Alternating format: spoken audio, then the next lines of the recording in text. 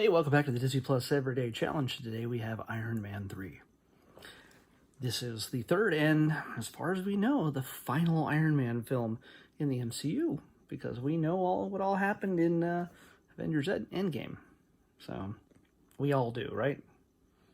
If we don't, then I don't know what I don't know what you're doing here. Anyway, yeah. But hey, there's a lot of people who have seen Iron Man 1 and Iron Man 2, but for some reason have skipped Iron Man 3. I don't understand that. Maybe they heard some bad things from friends that it wasn't good or it wasn't what they expected. I don't understand that aspect of it at all. It's directed by Shane Black, who has worked with Robert Downey Jr. plenty of times in the past, most notably Kiss Kiss Bang Bang. He's known for his sort of noirish drama comedy kind of films. They always seem to take place during Christmas, by the way. This one takes place around Christmas, so I don't think he necessarily. It wasn't his intention, I don't think, at first. But the guy who co-wrote it with him, whose name is Pierce, but not Guy Pierce, different Pierce. I can't remember his name, but he said it's a Shane Black film. Has to be done at Christmas time. So that was a little nod. It had to be in there.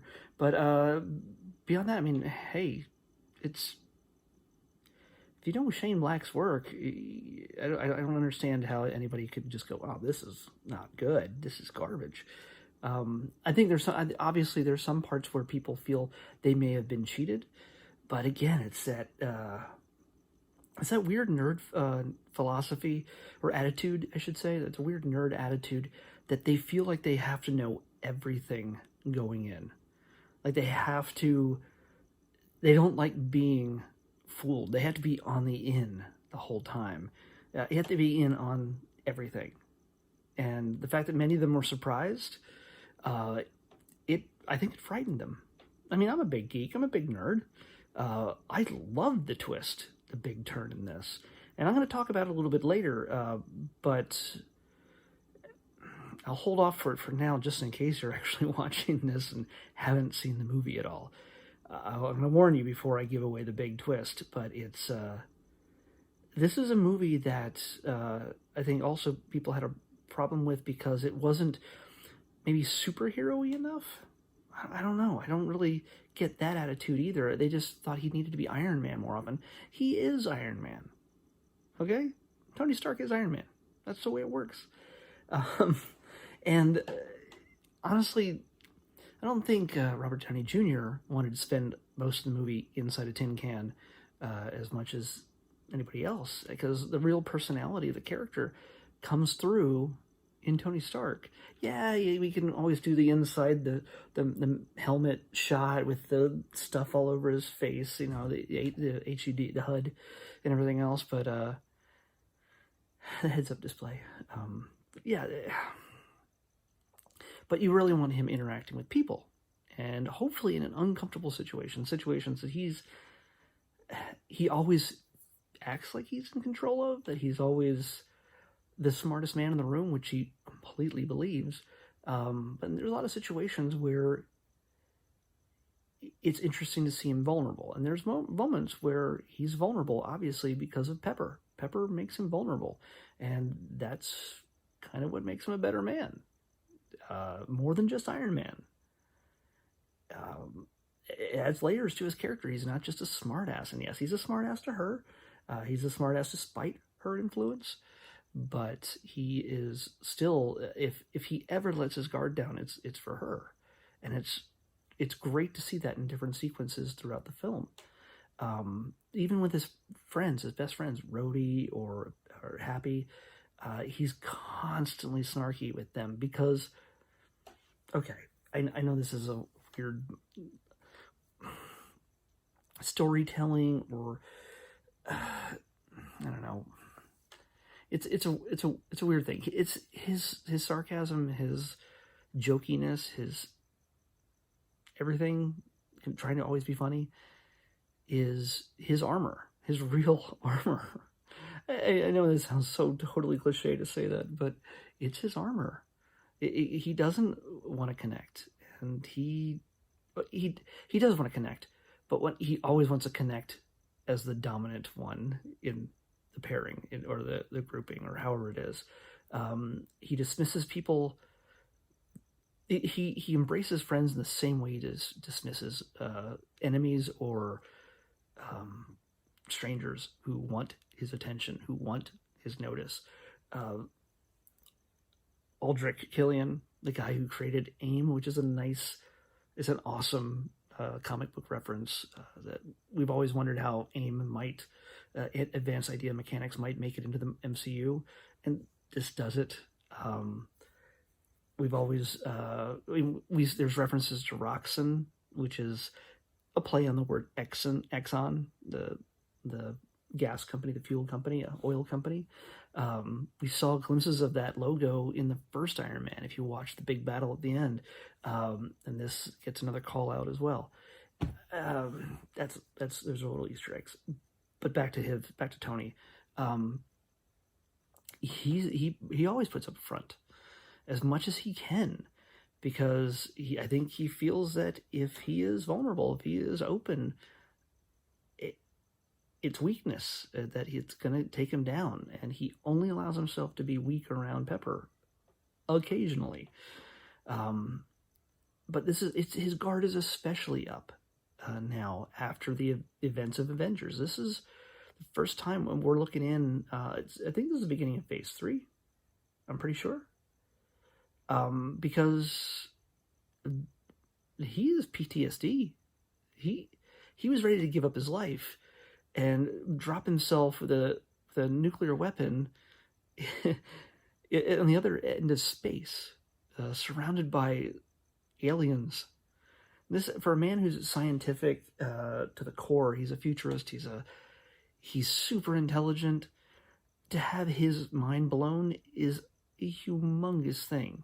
It's no small thing, and he knows that. He realizes that, and so looking face to face, doing the most selfless act possible that he didn't even think he was capable of, sacrificing himself to save the world. Yeah, sure. He fought Whiplash. Oh, he fought the Ironmonger. And those are all personal battles based on poor business dealings, and also poor business dealings as well that he and his father had taken part in. But the Battle of New York is something that was so far beyond even him.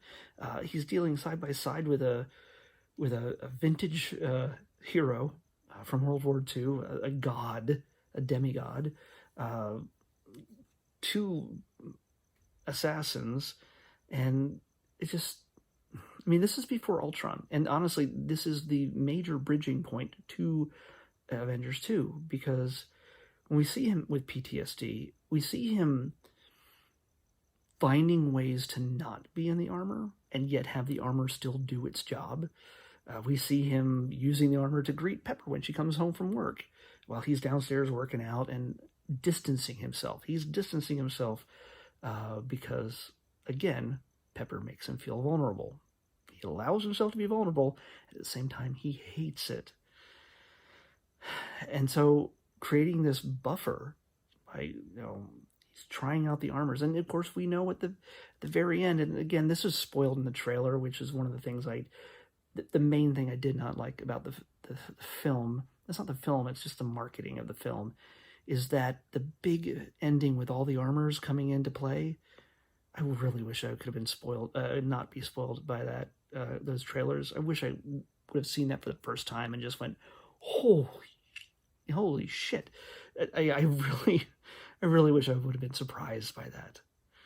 Even if I saw it coming, I still wish I could have not have it spoiled for me in the trailer. But the idea of, again, this is planting the seeds of Age of Ultron, because he's creating these autonomous Jarvis-run empty armors that he's creating a suit of armor around the world. as we saw in Age of Ultron. And a couple of weeks ago we watched that, or last month. Yeah, 2 months ago. I don't know. It was something like that. It was a while ago. It's been a while since we had a Marvel movie. But anyway, it's everything. He's doing everything. This is a necessary step to take us into the Age of Ultron, because he is doing everything he can. This is the very first steps of him separating himself from everything, because it's given him such anxiety to put himself in that situation. He doesn't want to feel that anymore. He doesn't want to experience it. It's getting to be all too much for even his big brain to handle. And you notice that the film involves him it involves him narrating a little bit, like he's talking to someone. And that, if you watch the very end after the credits, it pays off. You find out who he's talking to, and why. I'm not going to spoil that for you if you haven't seen it, but make sure, as with every Marvel movie, stay till after the credits. One of the funny things I found is that at the very end of the film, it has the best closing credits sequence. The titles with all the action and the major actors, and all the director and everything else. The music, the animation, in a sense, the visual effects. It has this nice retro 70s sounding thing that it just feels so totally Shane Black. It's one of my favorite, it is my favorite end title sequence, I think. And the weird thing is that there is no end of credits, like mid-credit sequence, like a bit, unlike all the other films. That theme music and everything else, I think that was our mid-credits sequence. It's just because it borrows from all the Iron Man films. I think it also borrows a little bit from Avengers, I think. But it's still so freaking good. So freaking good. So back to the film. Of course, Robert Downey Jr., Gwyneth Paltrow, Don Cheadle, Guy Pearce plays Aldrich, the seeming ally, and eventually the bad guy. Jon Favreau, who's our Mr. Mandalorian guy these days. Ben Kingsley as the Mandarin, or so we think. Well, I think I just spoiled something there. No, he is the Mandarin. So I'm going to start talking about spoilers now. If you haven't seen this movie for some reason and you still want to hear me talk about this big twist, then that's your fault, okay? Ben Kingsley is a Mandarin, but he's not. He's an actor paid to be a terrorist, to act out as a terrorist, because Aldrich is all about creating false identities, manipulating people's perceptions, creating a need for the things he's creating. These weapons, these extremist weapons, these human bombs, basically. They're not supposed to do that, technically, but he's certainly taking advantage of them in that way. Extremis is taken from a comic story arc in the Iron Man comics, where actually Tony is the one who creates Extremis and literally builds a nanotech kind of armor that bonds with his body and then comes out of him and surrounds him, and it's a technological wonder, but it causes trouble. And the story is obviously not exactly the same one-to-one as it is in the comics, but it's if you get a chance, give it a read. It's, gosh, I can't remember how long ago that was. 20 years now? I think that story's 20 years old. That's crazy. But anyway, this movie's 7 years old. 7 years. Where does the time go? Anyway, so yeah, we have James Badge Dale as the main henchman kind of guy to the Mandarin. He's swarthy, creepy, cool dude who takes a lot of abuse and keeps coming back. One of the weird things is that, Tony kills a lot of people in this movie. Like, this is not a, hey, we'll take you in for justice and make sure you see a court of law with a jury of your peers. Nope.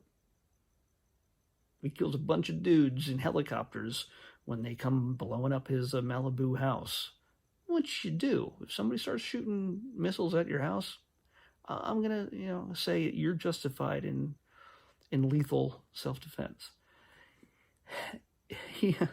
So yeah, Tony gets everything pulled away from him in this movie. And after, like I said, after having such a big, bombastic adventure in the Avengers film with all the big heroes, the big bad being Loki and all this alien invasion just destroying New York. For him to retreat to Malibu, to California, makes total sense. Retreating away from running the business, Pepper is running everything. Happy is no longer his bodyguard because why does Iron Man need a bodyguard? Because he is Iron Man. So he's in charge of security at Stark International. So he's distanced from his friends. He's working nonstop. He's up for 72 hours straight at some point. Some of his some of his judgment is slipping. But again, it's all this PTSD coming from the Avengers film. And it has to happen this way. I've lost my train of thought. Sorry, my brain is also losing its better judgment. But yeah, so we see him not only lose his home, we see the first glimpses of him being able to control the armor remotely, which again also separates him from danger. So in the future, if there was ever a gaping wormhole in the sky, he could always send a empty set of armor up there to take care of it, right? See how well that worked out in Age of Ultron? But he distances himself. His house gets blown up. He gets separated from Pepper. The armor is already programmed to follow up a lead. He plays a detective. He does a Batman thing pretty much. He's the billionaire, philanthropist, playboy detective. He does a Bruce Wayne kind of thing here, where he spends doing some CSI work with virtual reality and things like that. But he ends up in Tennessee, where again now every support that he has is taken from him. He's in an area he doesn't know, with people he more than likely doesn't respect because he figures they're all rubes and hicks and everything else. And but it's the location of a clue to solving the mystery behind all these deaths due to extremis. And in the end, when he lands in Tennessee, he loses his armor as well. It's pretty much out of commission. So he's got to be Tony Stark, Iron Man without the armor. So and then he comes up against all sorts of people and has to survive without his armor. People powered with extremis. They heal, they glow, they can lose limbs, they grow them back, they can shoot blasts and stuff. It's melt things when they touch them because they're super hot. It's kind of great to see Tony able to be the hero without being, hey, look, there's a CGI character that's battling bad guys. It gave Robert Downey Jr. something to do with all that. One of the great things, my favorite parts of the film is there's a scene where Air Force One gets pretty much messed up, and there's a big gaping hole in the side of the plane, and like 13 people who work there, whether it's flight attendants or senators or whatever, just staff people, just fall out of the plane, and Tony's got to go after them. And this is not done in CGI. Yes, there's elements of CGI in it. The Iron Man armor is digitally added to whoever was in that position. They literally threw a bunch of people out of a plane. Not Air Force One, but they threw people out of a plane. And yes, they CGI'd certain things off of them so it didn't look like they were wearing parachutes. But that linking and that fall, I think they did it a number of times in those costumes and everything else. All those people were professional skydivers. And yeah, it's a pretty great stunt that they could have honestly done it in front of a green screen with a bunch of wires and everybody's just in a studio. They could have done that, but they didn't, which was, I think, one of my favorite bits. Again, even toward the end when Tony is using his abilities, his brains, to build something to survive and to infiltrate the Mandarin's stronghold in Miami.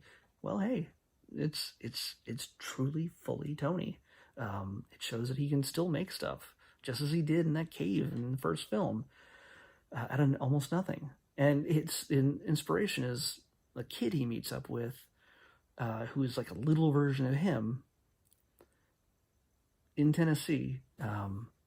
Becomes his sort of sidekick and a great comedic foil. They play off each other pretty well. A little bit of tension, a lot of humor. That's good. So it's what's his name?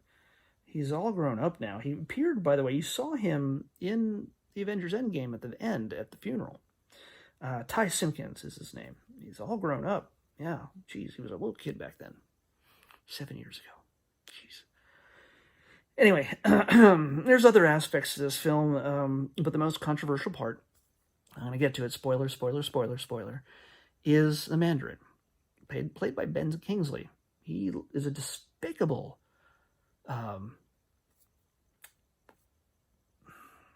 terrorist character with an American accent.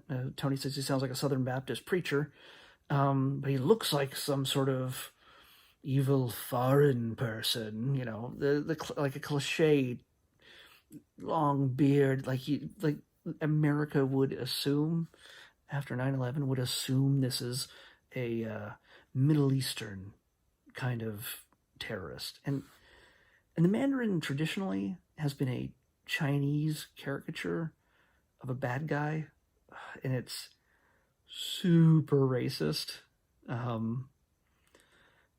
Long cloak, long nails, 10 rings. Okay. The reveal is that his name is Tyler. He's an actor. He's playing a terrorist. And people were really thrown off by that. It's Ben Kingsley playing this drunken, boorish, just creepy, awful British actor, with a heavy British accent, who plays the part of a terrorist who he didn't think anybody would get hurt, but, whatever. He kept still playing it. I guess drinking and women pretty much kept him quiet, and lots of money and a speedboat kept him quiet. Let them do what they needed to do. It killed any kind of guilt he might have for a time. But he, for a lot of people, that was like a betrayal. They felt like they were betrayed, that they wanted the Mandarin to be the evil, long, maybe that's Yellow Claw, which is also a super racist villain from Marvel from back in the day. But the Mandarin was always some sort of, he had the 10 rings, and they all had different powers. And honestly, hey, come back here. Oh, I've been talking for a while, I guess. But honestly, after a big battle with the Avengers, and knowing that Thanos was coming up soon, and that's 6 gems on a gauntlet, the Infinity Gauntlet. That's all crazy stuff, and you don't want Iron Man fighting a guy with 10 rings just before. I mean, if they wanted traditional Mandarin, that would have been a guy with 10 rings and would have been defeated in one movie. That doesn't make sense. And he has 10 rings with all sorts of, his rings, crazy powers. And I don't know if we're ever gonna see rings like that. It's going to be redundant after dealing with all the superpowered gems in the Infinity Gauntlet. So 10 Rings is a terrorist organization, and yes, the Mandarin, it really does exist if you've seen some of the shorts. And he's taken Tyler into custody. But we'll see him in the Shang-Chi movie. We'll see Mandarin. We'll definitely see the Order of the 10 Rings in the Shang-Chi movie. which is appropriate because it's Chinese. There's kung fu. There's all sorts of stuff going on in that fits that genre. And also, I don't know if people. I mean, people make a big deal now, but I don't know if people made a big deal that Ben Kingsley was technically playing a Chinese character. That's the crazy thing is, he wasn't playing a Chinese character. He was very American with his voice, but looking Middle Eastern. So it was a whole mishmash of things. So they didn't just go with the cliche, I'm a Muslim terrorist, as the Americans would assume would be the bad guy. That just would have been awful. It would have played so poorly and aged so much worse. So that's why the Mandarin had to be who he was. And I think it was a great twist. I think it was incredibly well done. And being that Shane Black loves doing mysteries and doing things that just sort of turn, and not M. Night Shyamalan, whatever, not that kind of twist kind of thing, but this made sense because Killian always was a Mandarin from the beginning. He was a pretender, and he tried to take on identities and be people that he admired. He wanted people that he admired, like Pepper, and he wanted to be Tony, and yeah, he couldn't be. So yeah, it's a big bombastic fight at the end with all the armors. So yeah, if that hadn't been ruined for me, that would have been freaking awesome. But yeah, even so, leading into this, it shows that he destroyed all those armors at the end as well. But all of that was meant to be so that he could create the shield, that armor around the world in Avengers 2. It made sense. We didn't see it then, because it seemed like he was giving up the whole Iron Man thing at that point. And he technically was. It's something that he really didn't want to be a part of anymore. He wanted it outside of him. He wanted to be with Pepper and letting his genius be out there, or taking all the risks, because it's something it just freaked him out. So yeah, that's Iron Man 3. And it's a smarter, better movie than people give it credit for. So yeah, that's all I can say about that. That is my attitude on Iron Man 3. Come back here. It's gosh, I mean, it didn't have Sam Rockwell. Sam Rockwell was one of my favorite parts of Iron Man 2, but yeah, I kind of miss Sam Rockwell. But Guy Pearce was charming. Gwyneth Paltrow actually kicked butt, and I'm not really a super big fan of Gwyneth Paltrow. But yeah, her part worked out. Happy. Yeah, and Tony's Tony, and Shane knows how to write things and work with Robert in ways that most directors do not. And I think he's had some of his best moments in this film. So, I love the film. It technically might be my favorite, even though the other films are truer to the traditional comic version of Iron Man. This film goes beyond just being another superhero film. And back then, they were just starting to break the mold with superhero films, because Iron Man is what started it all. So, all right. I guess that's all I can say. I've said a lot. It's almost 30 minutes here. Let's pick tomorrow's episode. 721. Oh, we're staying up in the 700s. Come on. Come on.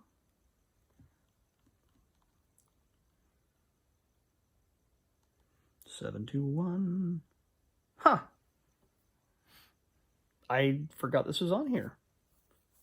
I was kind of hoping for the original film, but I'll take the animated series. Tron Uprising. All right. Tron Uprising. I have not seen this. But if I am correct, I think I know. A friend of mine did some of the animation for this. Crazy. Yeah. So we're gonna watch. This has gone long enough. It's 30 minutes. I'm not gonna drag this out any further. We'll be back here tomorrow with Tron Uprising, the animated series. We'll watch 3 or 4 episodes and see how it goes. All right. I'll see you back here tomorrow on the Disney Plus Everyday Challenge. Bye.